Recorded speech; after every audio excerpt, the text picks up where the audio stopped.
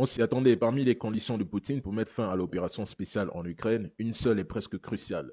Le statut de la Crimée, de Sébastopol, des républiques populaires de Donetsk, de Lugansk, ainsi que des régions de Zaporozhye et de Kherson, doit être stipulé dans des accords internationaux. Et à mes yeux, la famille, cela n'est même pas négociable. Parce que depuis le XVIIIe siècle, la quasi-totalité de l'Ukraine appartenait à l'Empire russe. Après une brève période d'indépendance, elle a été intégrée à l'Union soviétique en 1922. Lorsque l'URSS s'est effondrée, l'Ukraine est devenue indépendante, mais l'influence russe est restée forte dans le sud-est du pays. Ces régions, majoritairement russophones, et lors des élections ukrainiennes, les Américains, encore eux, ont soutenu Viktor Loutchenko contre le pro-russe Viktor Yanukovych. Lorsque ce dernier a remporté le second tour, eh bien, les Américains ont déclenché la révolution orange pour annuler l'élection, évoquant des soupçons de fraude électorale. Un nouveau scrutin a été organisé, truqué, et a donné la victoire au candidat pro-occidental.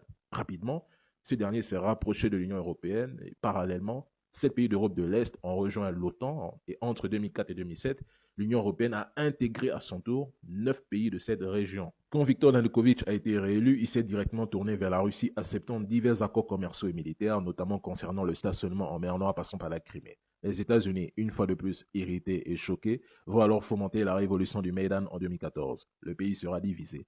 Les Ukrainiens pro-russes seront opposés aux europhiles, qualifiant le Maïdan de coup d'État pro-occidental. La Russie a organisé un référendum en Crimée où une majorité s'est prononcée pour le rattachement à la Russie. Poutine a annexé la Crimée et bien sûr il sera salué en héros. La guerre du Donbass éclate et les régions du sud-est de l'Ukraine réclament leur indépendance.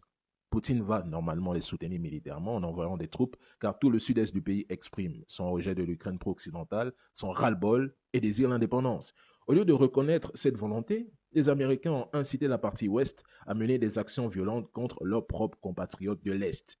Les accords de Minsk sont signés, mais le massacre continue. Même si Poutine ne revendique pas leur statut, il est clair que ces régions n'accepteront jamais d'être dirigées par Zelensky. Maintenant, posez-vous une question à la famille.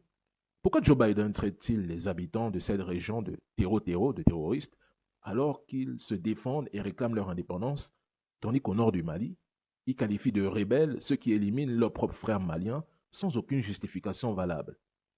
Deux poids, deux mesures.